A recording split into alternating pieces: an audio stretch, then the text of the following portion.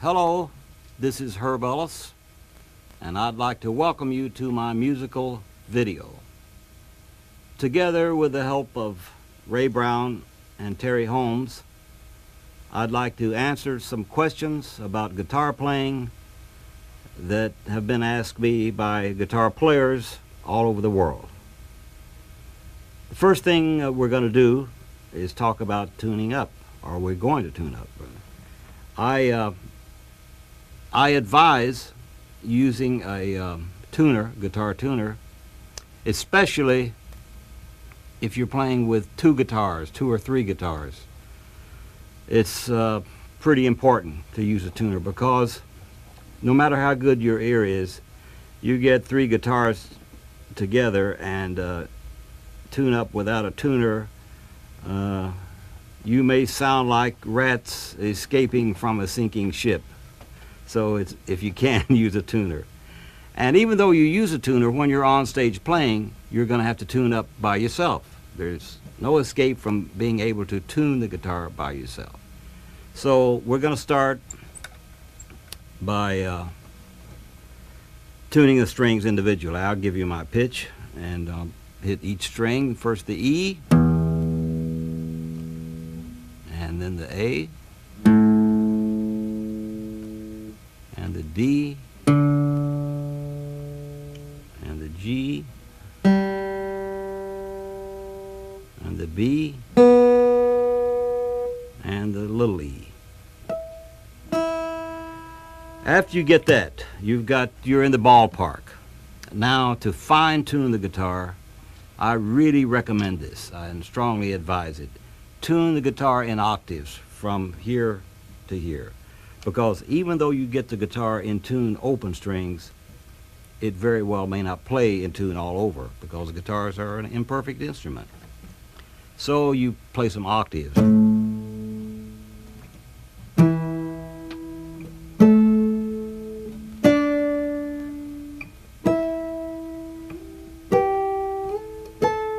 Then you just play octaves all over the guitar.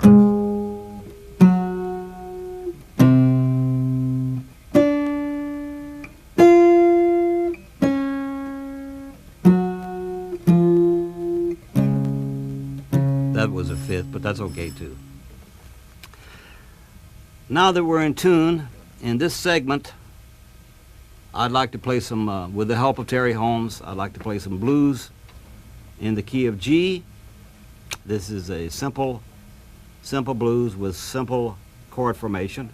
First I'll play, and then I'll tell you how I do it.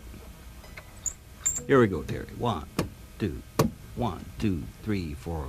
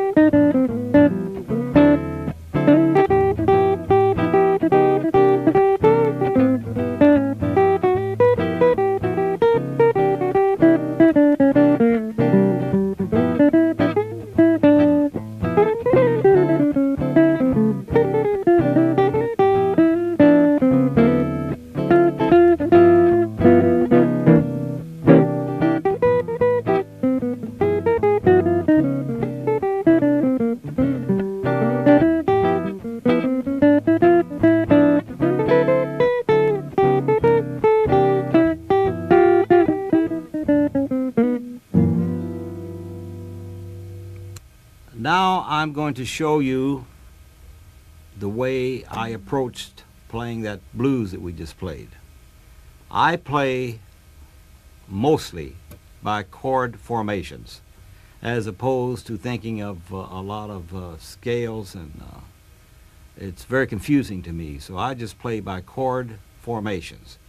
On that blues that we played in G, which was a very simple blues, I mean simple in its harmonic structure, I only use 2 formations, and I'm going to show them to you now. The first one is a G chord, this G chord. Everybody knows this chord. I'll play a scale, a major scale from this chord formation.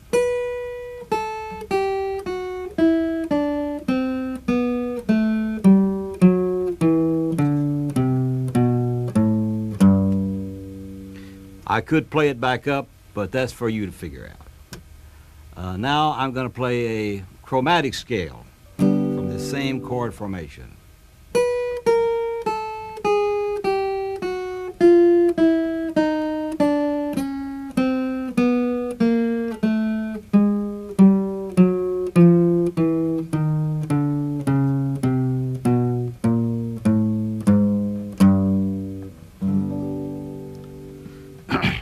Now I'm going to play the major scale, flatting the F sharp to make it an F, to make it a G7th chord.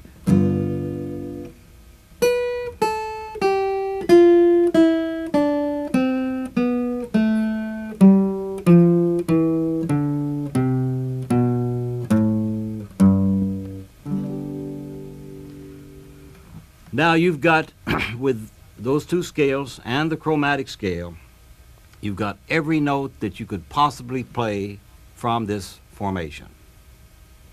Now I'm going to show you the other formation that I use in this simple G blues. It's this.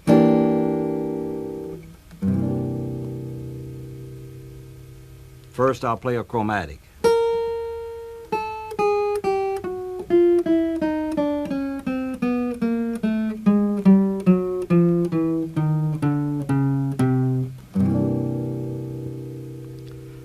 Now I'll play 2 scales from this chord formation.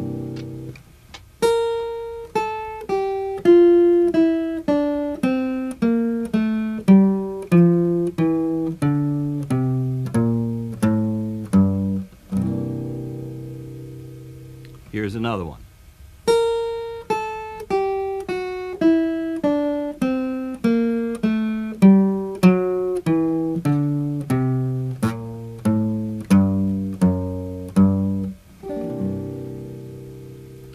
Again, from this formation, with playing the chromatic scale, there's no note that you can't play. And when this is the C ninth, C seventh, when you play the D seventh in this blues progression, you just move the whole thing up to D. You got it. And it takes all the mystery, a lot of the mystery, out of the way to play the guitar, jazz-wise. A very important thing that I'm going to tell you right now, and I may tell you several times because it is that important to me. When I'm playing, I sing what I play, or I'm playing what I sing. And any guitarist, all the guitarists that I know, that I like, and on other instruments also, sing what they play, or they play what they sing, whichever way you want it. I'll name some besides myself. Joe Pass, Wes Montgomery did it. George Benson certainly does it. You can hear him doing it because it's part of his act to do it. Oscar Peterson does it. Ray Brown. And a lot of horn players. You can't tell that horn players are doing it because they got the horn in their mouth. But that's the one single thing I want to impress on you. You've got to start singing the melodies you're playing. That way, you're using the guitar to express the music that's in you, in your head and in your heart. Otherwise, you're just playing a bunch of learned scales and patterns. And you may get to where you can play a lot of patterns and play them very fast, but it'll always sound like you're playing a lot of patterns. So please start to play the music that's within you, and we all have music within us. I'm just trying to show you how to turn the faucet on, the musical faucet. That's good, isn't it? The musical faucet to let the music come out. Now I'm going to show you, with the help of Terry Holmes, what you can play or what you can do with this one chord formation. Actually, this G formation I'm thinking of it as a G7th. So you hear this in your mind. You hear the G7th. You might hear the flatted 5th. So you play it in your scale, or just play the flatted 5th. Or you might hear the augmented 5th. Or you might hear the 9th. Or you might hear the flatted 9th. All those are right there for you to play. So I'm going to play a vamp, an extended vamp, on this G chord. And I'm going to try to start simple and get more complex as I go along. Also, remember this. We're playing it in G. That doesn't mean that you can only play this in G. It means you can play it anywhere on the neck. Anywhere that this chord formation is, you can play it. So, here we go. G. 1, 2, 1, 2, 3.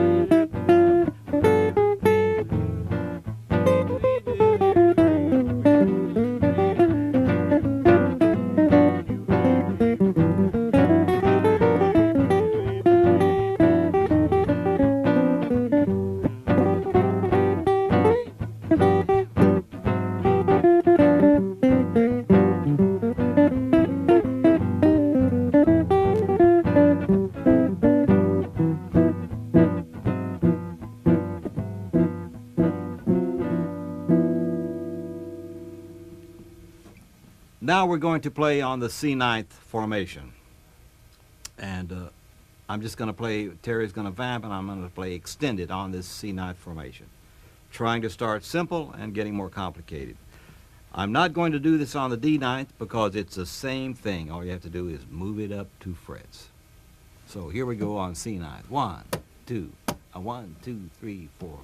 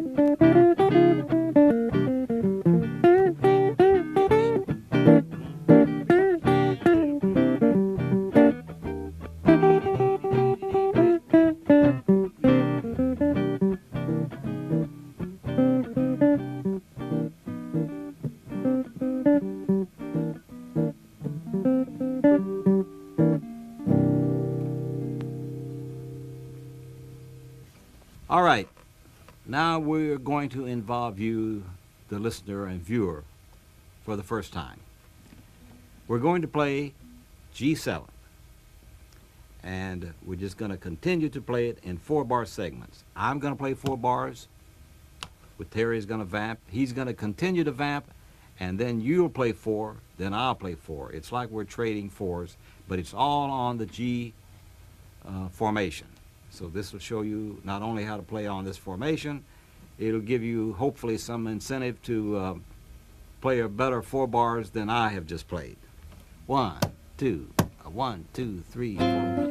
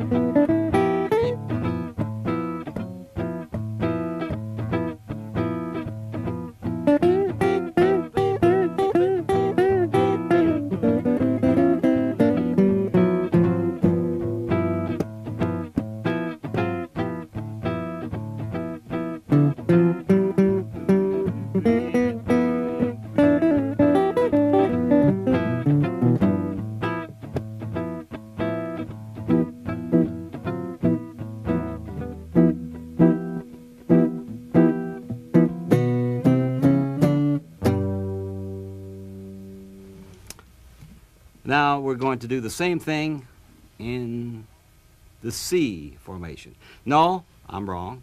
It's the next 4 bars of the blues, which will be 2 bars of C9 and 2 bars of G9, or C7 and G7.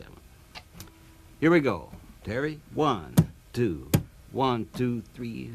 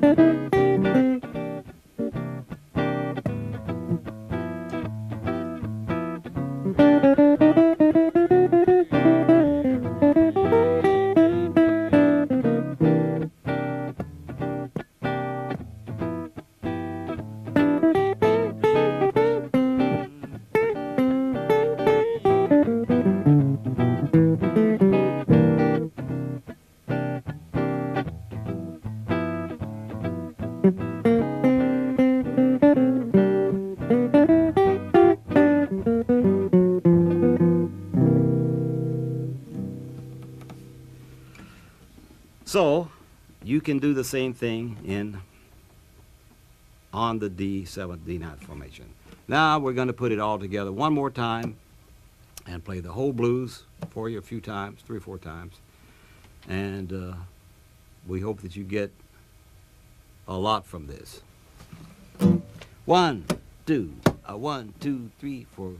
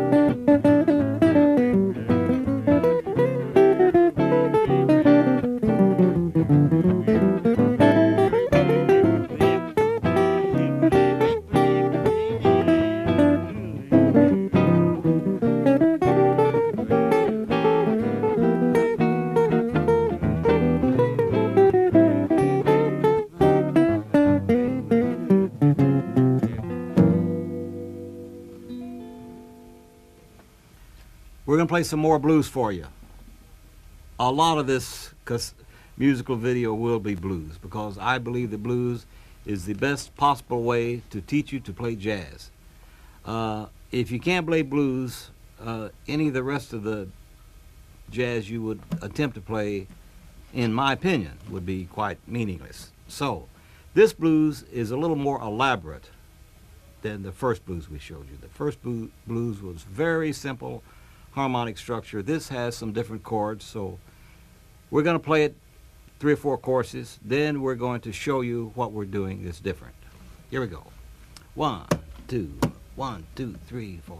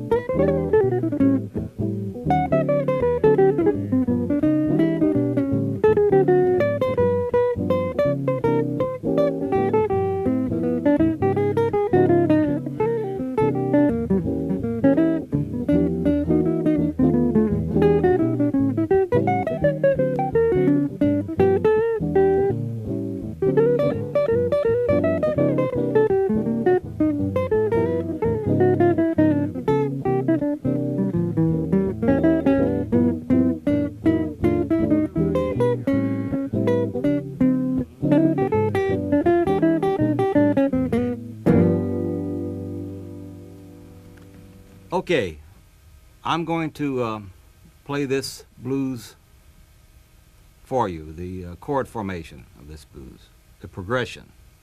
It's a little different because it's got a couple of new chords in it that we didn't play on the first blues. So here it is. Bar 1, G 13th. Bar 2, C 9th. Bar 3 and 4, G 7th or G 13th again. Bar 5 and 6, C 9th. Bar 7, G 9th. Bar 8, E 7th, E 9th. That's the new chord. Here's another introduction. A 7th, and then D 7th, bar 11, 2 beats each.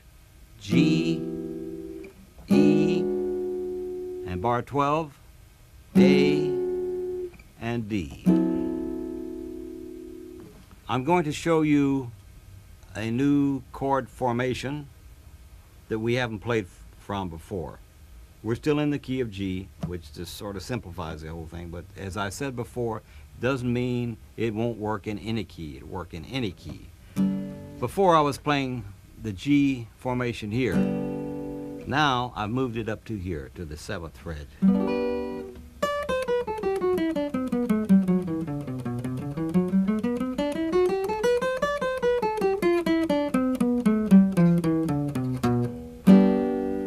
And you combine this one with the one you already knew, the G 9th, which is the same as the C 9th or the D 9th. It's just up higher on the neck. And the 7th and the 8th bar in this progression is a little different. Here is the difference. It goes from a G 13th to an E 13th, or a G 7th to an E 7th. So it would, if you're going to play those two bars, let me just play those two bars for you.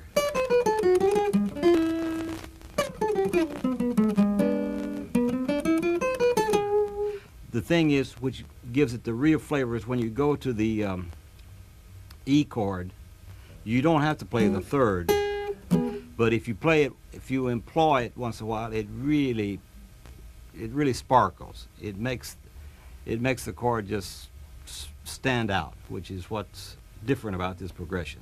So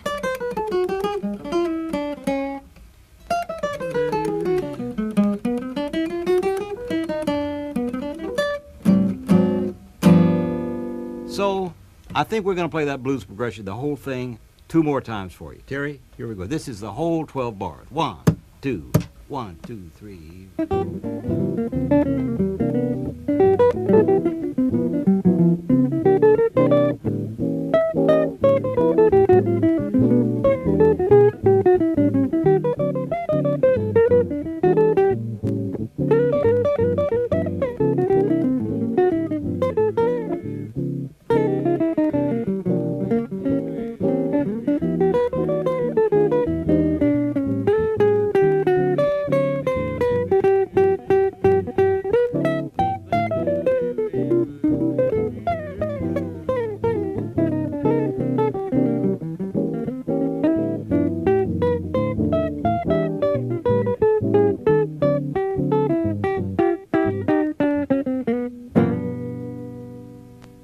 I'd like to talk just a little bit about the progression 2, 5, 1. We're going to play 4 bars. I'm going to play 4 bars. Terry's going to accompany me. Then he's going to play 4 more bars where I don't play. That's your time to play. The first progression is going to be 2, 5, 1 with a minor. A minor 7th, 1 bar. D 7th, 1 bar. G 7th, 2 bars. Then then again the same thing. A minor 7th bar, D 7th, G 7th, 2 bars. Here we go. 1, 2, 1, 2, 3, 4.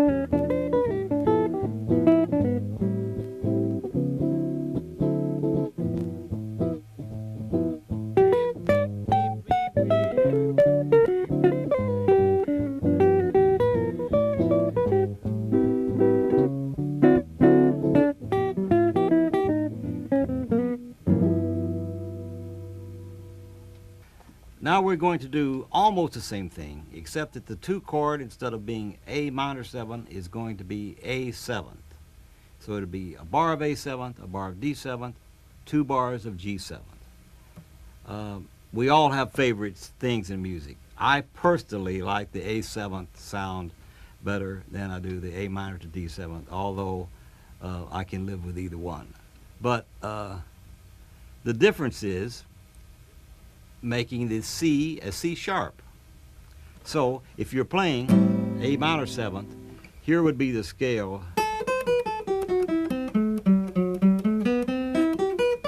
And the arpeggio. Now that's the A minor 7th. The A 7th is.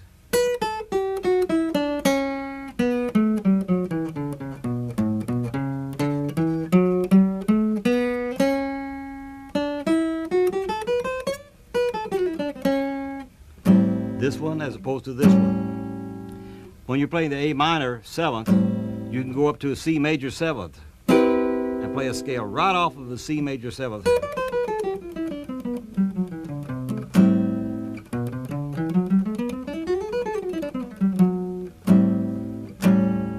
A 7th or A minor 7th. Now we've played the A minor progression for you, so now we're going to play the A 7th, D 7th, G 7th for 2 bars. It's a 4-bar progression. Here we go. I'm going to play 4. You're going to play 4. 1, 2, 1, 2, 3.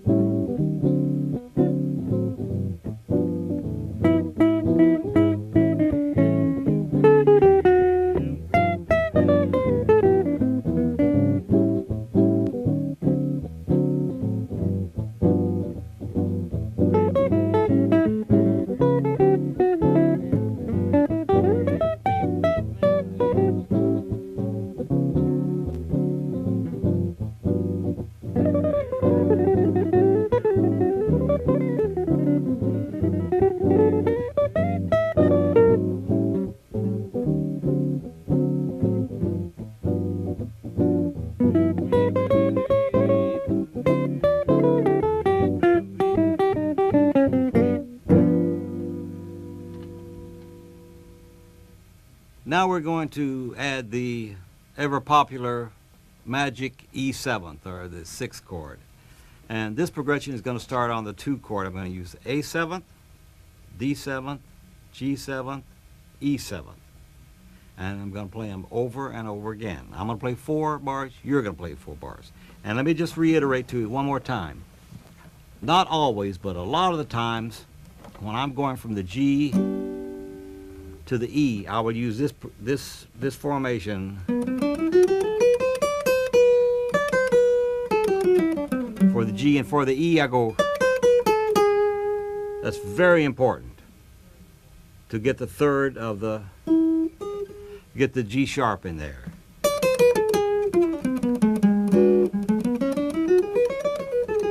You might want to practice this little scale a while.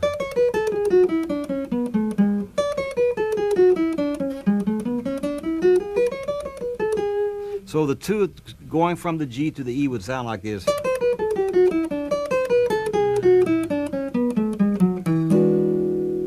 And then the A to the D7th, which is same thing as the E7th.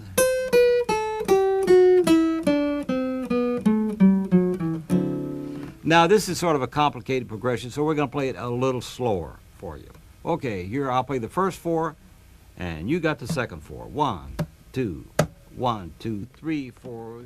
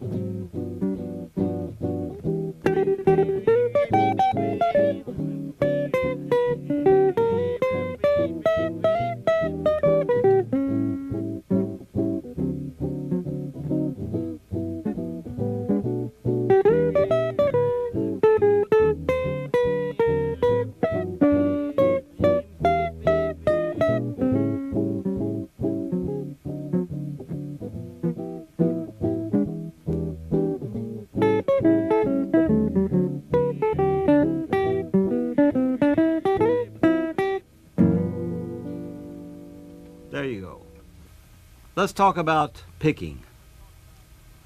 Picking is sort of like putting in golf. It's very individual. It's individual in the stroke that you use. It's individual in the kind of pick that you choose. I have a hard pick, and it's about the size of a quarter. I place it between the first finger and the thumb. Very natural.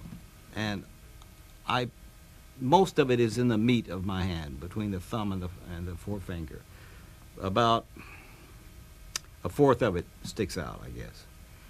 And I play not totally flat. I play across the string at an angle, but at a natural angle, just like you were going to hammer a nail, at a very natural angle. I see players play like this. Now, I said it's an individual thing, but if you play like that and you can change it, I would strongly advise it, because I think you're going to have trouble later on. I'm serious. I think you're going to get some arthritic problems playing like that, because I don't care who you see do it or how hip it looks. It's a big strain on the hand, and it's a strain on all the muscles. So if you can play in a normal fashion. The only thing I can tell you about picking, or something else I can tell you, is you don't have to pick every note. That's a real blessing, because if I had to pick every note, I'd never be able to do it, especially at a fast tempo. What I mean by that is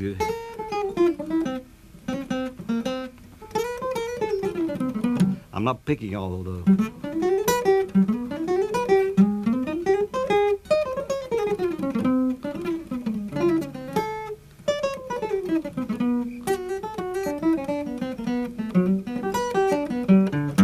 Some of them I'm picking, some of them not. Some of them I'm not picking. I ghost some of the notes, and that helps. Not only does it take the strain off of you, it sounds better, because you don't hear a trumpet player or a saxophone player tonguing every note. They don't go taka, taka, taka, taka, taka. They make it flow. So pick in a nice, don't grip the pick too hard. Just firm, but not so much to cut the circulation off. I can show you a couple of exercises that might help you. And another thing, while I'm thinking of it, don't have big strokes. Make the strokes small. Economy is the thing in picking. You don't want a lot of motion. Now, some exercises. You can take scales,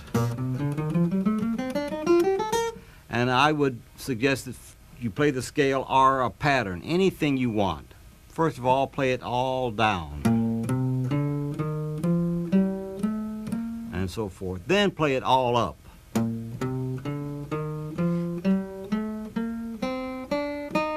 Then play it up and down.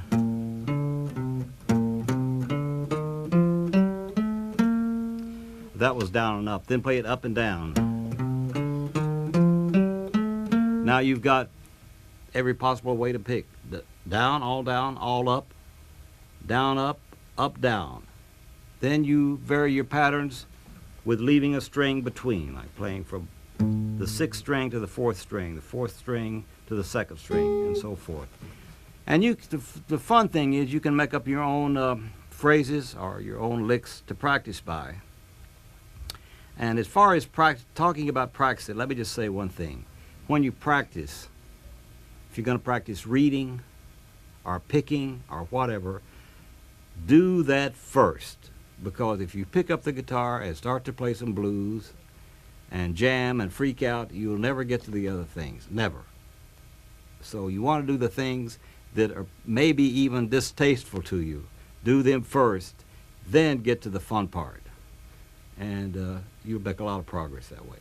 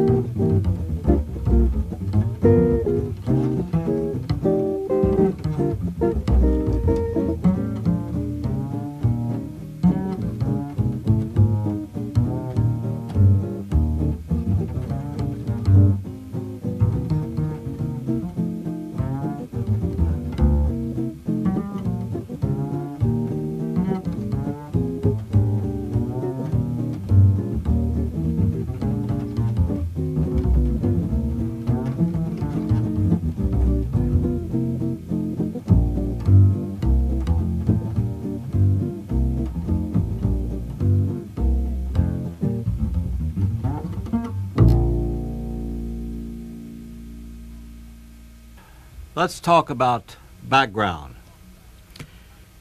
It's very important to learn how to play backgrounds for your fellow players. That includes, as I played background for Ray Brown earlier in this video cassette, the same type of backgrounds I played for him basically would be the same I'd play for a piano player or a saxophone player or a trumpet player or a trombone player or perhaps another guitar player. One type of background that's really overlooked these days is playing rhythm. A lot of players don't have any idea how to play rhythm. First of all, many guitarists play it too loud. If you're playing it on electric guitar, don't have much volume on. Keep the volume very low and keep the chords that you play very simple and sparse. I usually play 3 notes in these chords on 3 strings, sometimes on 2 strings. Rarely do I play 4 strings, never 5, and never ever 6 in playing rhythm, unless I'm playing a ballad and I want a lush background, but that's different. For now, so I will show you what I played behind Ray Brown earlier, rhythm-wise. This is basically what it is.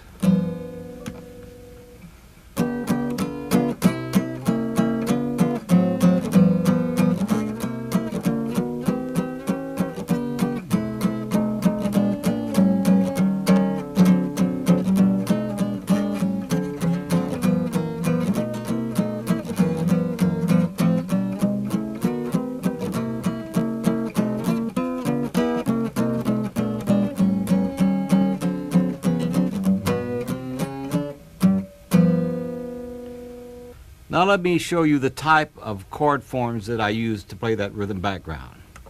They're basically 3-note chords, sometimes 2.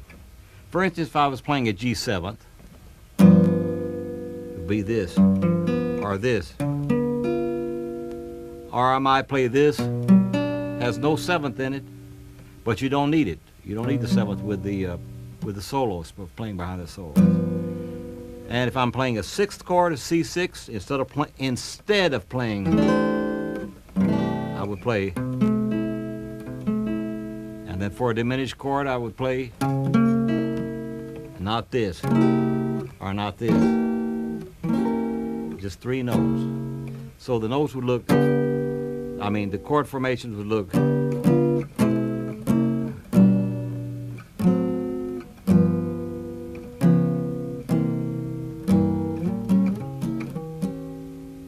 Now, that's the type of rhythm backgrounds I would play. And you make the stroke, you make it long. In other words, you don't play short, you don't play, you play.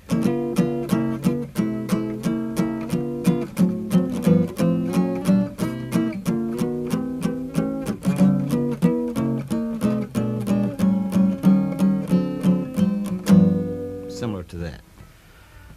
Now, another thing that I do is I comp, similar to a piano player, behind other people who are playing solos. By the way, if you learn to play good backgrounds on the guitar, you'll work a lot more than if you just play great solos and no backgrounds. Because unless it's your group, people will want you to play behind them. And they love it when you play great solos, but let's face it, they don't care as long as they're playing great solos, but when they play, they want you to play well behind them. So that's very important. Now let's take approximately the same tempo, and I'll show you how I would comp. Sometimes it's 2 notes, sometimes 3, sometimes 4. Key of G blues, 1, 2, blues in G.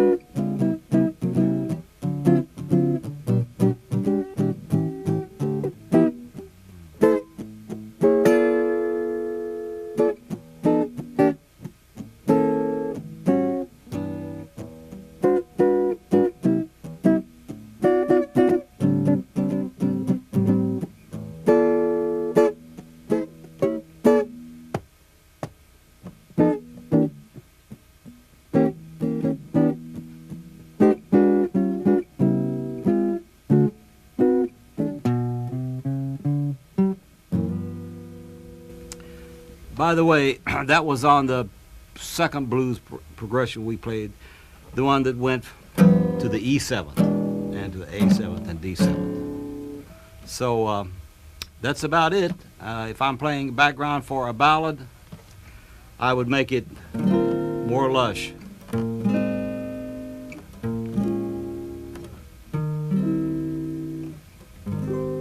There's a chance for you to use bigger chords and more lush voicings playing a ballad, because you don't confuse anything. Remember two things: when you're soloing, sing what you play.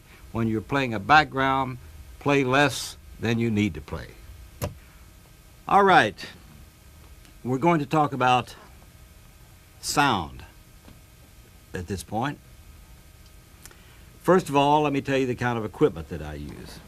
My guitar is a Gibson ES-175. It's quite old. It's a 1953. I've had the pickup changed in it, a newer type pickup. Sometimes pickups will lose their power after a few years, so if you're having a lot of trouble with the guitar humming or roaring or feeding back, you might consider putting a new pickup in it. And while I'm at this, let me just take time out to say one thing to you about your pickup. If you have a pickup that has the screws under each string, they're there for a reason. They're there to be adjusted. I'd say 95% of the guitar players never touch those screws in the pickups. I don't know why. I don't know why they think they're there. They're there to be raised and lowered. It is my opinion, and it makes the guitar easy for me to play, if I can get the strings to have approximately the same volume. Here's the way you do that. You take the screw under the little E string and raise it as high as it'll go without it rattling. You don't want it to rattle against the string. Then you turn your amplifier on and you hit the B string, and it will be probably much louder than the E string. So you take a screwdriver and screw it down till you can get it to as near the same volume as the E string. Then you do that with the rest of the strings. You screw them up or down as they need it, as much as they need it, so that they'll be the same volume. Now I use a polytone amplifier, a smaller model. There's several models. And the way I set mine is I set the bass control on the amplifier approximately at 3. I set the treble at about 7. If it has a mid-range, I set that right in the center, usually. Each place you play will vary. You may have to vary the settings on it. And then once I get that set, then I get the tone, bassy, more bass or more treble from the guitar. I like a little darker, bassier sound, but you may like a different sound. Whatever sound you want, that's what the dials are for. But they mean a lot, and it means a lot to set your amplifier and to adjust the screws on your guitar. Believe me, it means a lot. So take time out and do it right. One of the questions I'm asked is, who are my musical influences? And jazz-wise, I would have to say first, the great guitarist Charlie Christian, who played with Benny Goodman, with the Benny Goodman Sextet and the Benny Goodman Orchestra in the late 30s and early 40s. And Charlie Christian died when he was 23 years old.